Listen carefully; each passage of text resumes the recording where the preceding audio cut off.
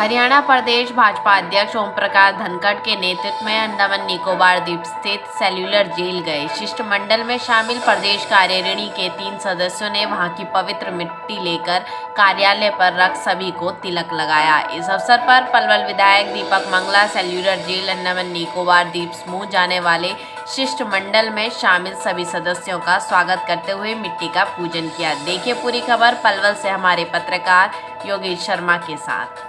हरियाणा से 129 कार्यकर्ताओं का एक प्रतिनिधि मंडल हमारे प्रदेश अध्यक्ष आदरणीय ओम प्रकाश धनखड़ जी के नेतृत्व में अंडमान निकोबार सेलुलर जेल के में होकर के आया है वहाँ पर।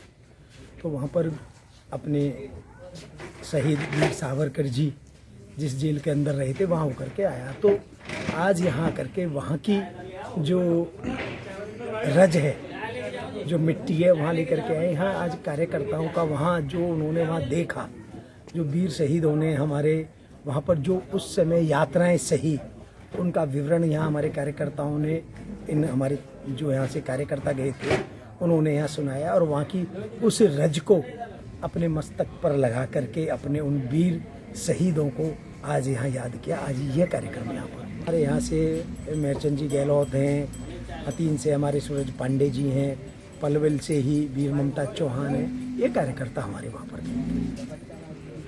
क्या मैसेज दिया है यहाँ पे, मतलब ये जो रज लगा कर पिछली जो सरकारों ने जो ऐसे हमारे कुछ जो शहीद जिन्होंने अपने प्राण न्यौछावर करे और उस देश की आज़ादी में उस समय जो यातनाएं छिपी, जो यातनाएं सही, ऐसी कुछ जो उस समय जो उन्होंने यातनाएं ली, ऐसे वीर शहीदों के कुछ तथ्य जो छुपाए थे पिछली सरकार ने, वो इतिहास जब हमारे वीर शहीदों ने उस समय की जो यातनाएं सही, हमारी आने वाली पीढ़ियों को आज के हमारे उनको उस समय जो यात्राएं सही उनको पता चले और जो तथ्य उस समय की सरकारों ने छुपाए थे वो तथ्य देश की जनता के सामने उजागर रहे। उस उद्देश्य से आज ये यहाँ कार्यक्रम हुआ है ताकि हमारे आने वाली पीढ़ी, हमारे आज़ादी के लिए हमारे उन वाकरों ने किस तरीके से यातनाएं सही, उनका यहाँ पर आज वर्णन करके हमने उन वीर शहीदों को आज याद किया है। वहाँ पे जैसा नाम सुना था उससे ज़्यादा भयानक है। जब हम वहाँ जाते हैं तब ध्यान में आता है कि वास्तव में हमारी पिछली सरकारों ने जो आज़ादी का इतिहास था उसको छुपा कर रखा। कांग्रेस ने एक तरह से आज़ादी के आंदोलन पेटेंट कर लिया था। वो नहीं चाहते थे कि इस देश का युवा स्वाभिमान से जिए। इस देश के क्रांतिकारियों ने जिस जुनून के साथ देश को आज़ाद करने की में कुर्बानी दी, उस कुर्बानी का इतिहास यदि कहीं है तो सेल्यूलर जेल में है। वहाँ प्रमुख रूप से हम 4 जगह गए थे। एक फ्लैग पॉइंट है, एक सेल्यूलर जेल है, एक रोज टापू है और एक वाइपर टापू है। ये चारों एक ऐसी ऐतिहासिक भूमि है, चारों जगह। फ्लैग पॉइंट पर तो 30 दिसंबर 1943 को नेताजी सुभाष चंद्र बोस जी ने राष्ट्रीय झंडा फहराकर देश को आज़ाद घोषित किया था। ये फ्लैग पॉइंट। और वाइपर टापू वो है जहां 1857 में रानी झांसी के 200 सैनिकों को लाकर फांसी दी गई थी और उनको फांसी देने के बाद उनकी डेड बॉडी को समुद्र में मछलियों के, जीव जंतुओं के खाने के लिए छोड़ दिया था। ऐसे ही रोज टापू है। रोज टापू ये वो है जिस जगह जब जापान ने अंडमान पर कब्जा कर लिया था द्वितीय विश्व युद्ध में, और जब नेताजी सुभाष चंद्र बोस अपनी सेना बनाकर वहां आए तो जापान के सैनिकों ने नेताजी का स्वागत करते हुए हिंदुस्तान को नेताजी को समर्पित किया था। और रोज द्वीप हो गया, वाइपर टापू, चारों और सेलुलर जेल की आप बनावट यदि देखेंगे तो वो ऐसी बनावट थी, उसमें 7 बैरक थी और 700 से अधिक कैदियों को आप रख सकते हो। एक गोल चक्र ऐसे बनाया हुआ था और वहाँ से ये 7 वो निकलती थी। उन एक अंग्रेज अधिकारी वहाँ खड़ा होकर 7 बैरक की निगरानी रख सकता था।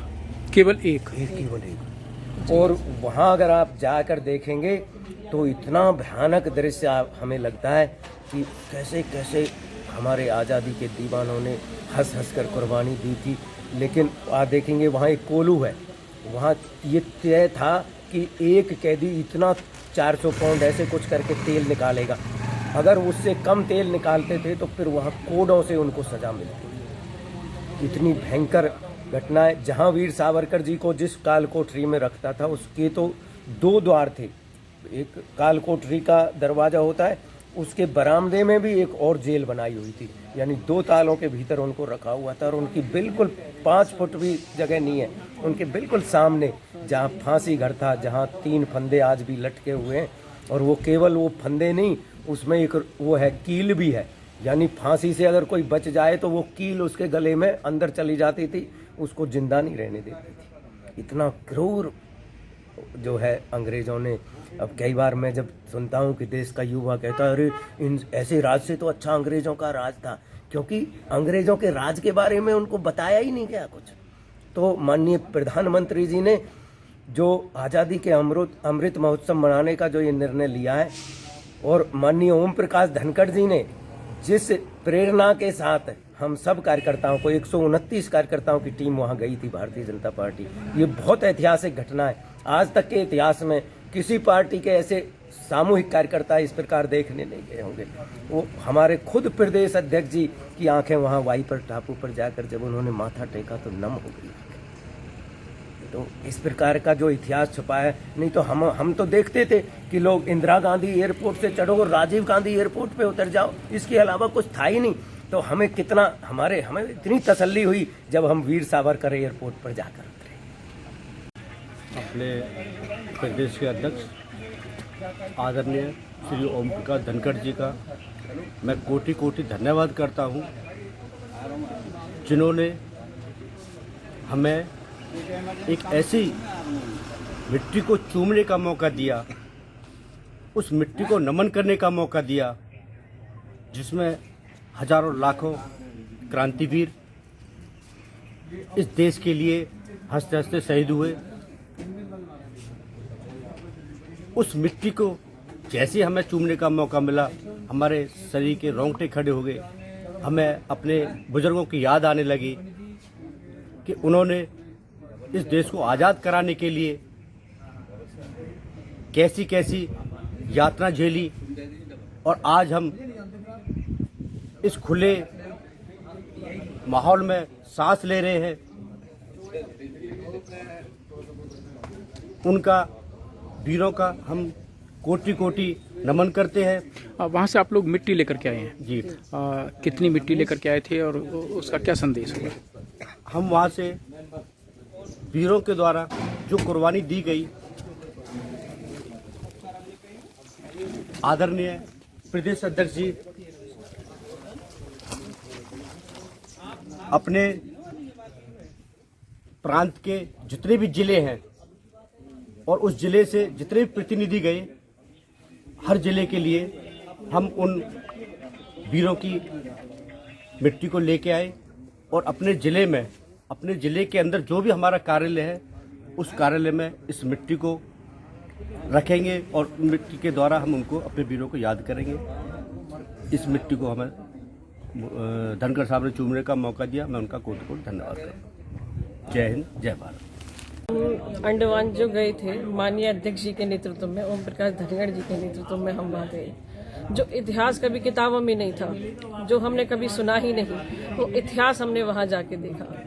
पहले तो इस चीज़ के लिए हम माननीय अध्यक्ष जी का धन्यवाद करते हैं कि हम और हमारी आने वाली पीढ़ियाँ इस चीज़ को जाने।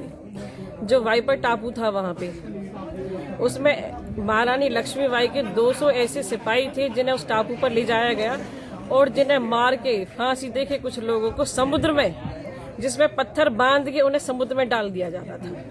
ऐसा उस टापू के अंदर 1857 में कराची से 700 71 लोगों को लाया गया, जिन्हें उस टापू के अंदर रखा और उन्हें फांसी की सजा दी। उन्हें मरने के बाद उन्हें भी समुद्र में गिर दिया गया। जो ऐसे हमारे वीर शहीद भाई थे, जिन्होंने की हमने गाथा कभी भी नहीं सुनी। कहते हैं कि हमारा देश आजाद कांग्रेसियों ने किया, लेकिन ऐसा नहीं था। जो हमारे शहीद भाई थे, जो वीर भाई थे, उनका तो किसी इतिहास में नाम तक नहीं मिला।